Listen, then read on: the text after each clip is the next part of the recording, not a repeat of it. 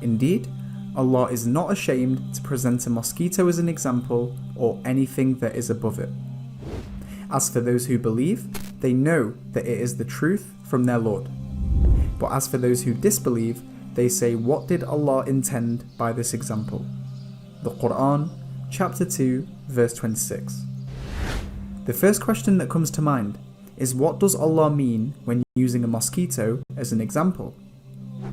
Essentially, Allah is saying that even a fly is enough to demonstrate His existence. At first glance, you might be thinking, how?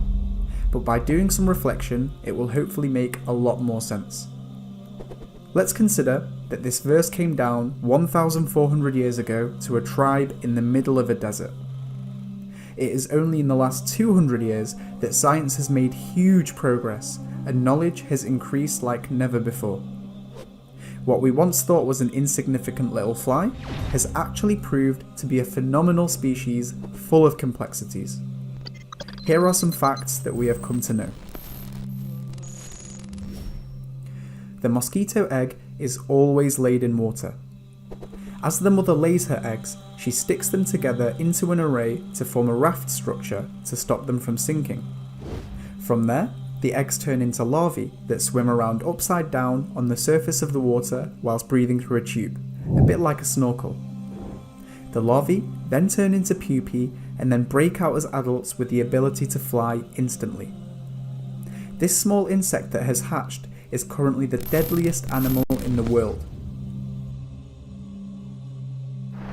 Ever wondered why they have extremely fast reflexes? Well, that's because the mosquito has a pair of compound eyes.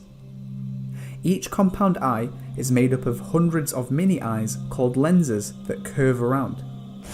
Each lens takes an image at a different angle which its brain processes. For this reason, the mosquito can see almost everything happening around it at any given time without having to turn around. Physicists have been fascinated by this and have been trying to copy this system to develop self-driving cars, drones, and safety cameras, to say the least.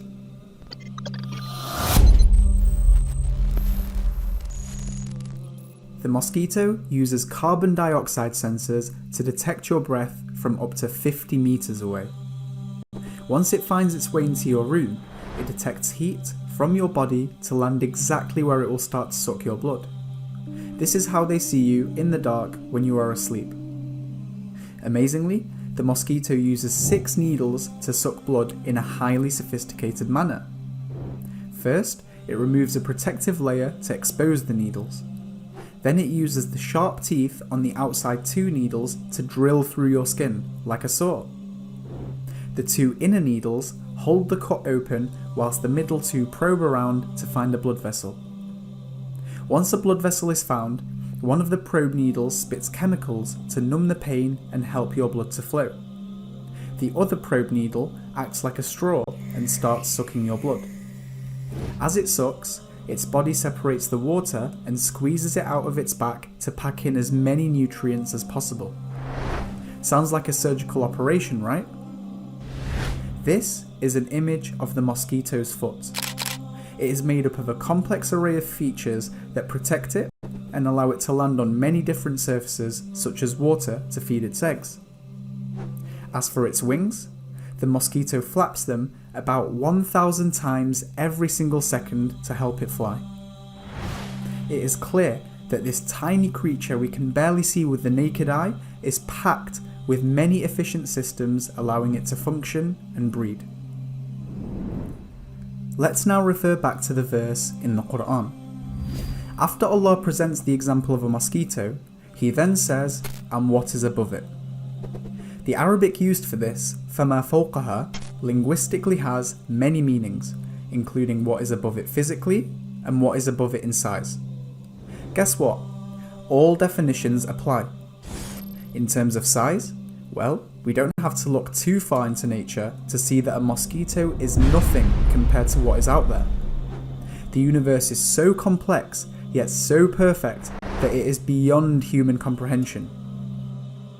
What about above it physically? Well, scientists have discovered that some mosquitoes have tiny larval water mites that live above them as parasites.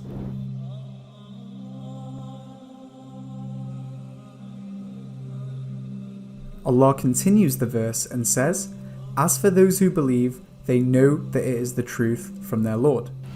See, as Muslims, we believe that everything around us screams the existence of a creator.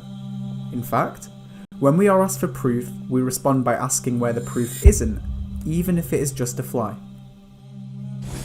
Allah then says, "But as for those who disbelieve, they say, what did Allah intend by this example?" Isn't this the case? Wouldn't the disbeliever credit all of this to anything other than a creator, such as evolution or chance? Wouldn't the disbeliever still consider the mosquito insignificant and unimpressive? The reality is, we are all so used to the world around us. We are so used to how perfect nature is and how perfectly its laws allow us to sustain life. The fact of the matter is, if all of humanity gathered together, we couldn't create a single fly. And if we gathered all of our knowledge, it wouldn't even be a small fraction of what we still don't know.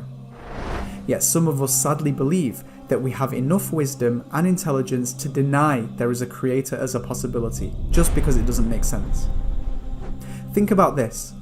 To copy just one of the systems in a mosquito, we need years of research and teams of scientists around the world to produce something half as good. Yet the mosquito is lighter than a feather, can hardly be seen, and is jam-packed full of systems and sensors that allow it to live. And remember, the mosquito is only one of millions of different species that are on planet Earth alone, each one having unique characteristics. Isn't this verse so incredibly profound? إن الله لا يستحي أن يضرب مثلا ما بعوضة فما فوقها فأما الذين آمنوا فيعلمون أنه الحق من ربهم وأما الذين كفروا فيقولون ماذا أراد الله بهذا مثلا يضل به كثيرا ويهدي به كثيرا وما يضل به إلا الفاسقين.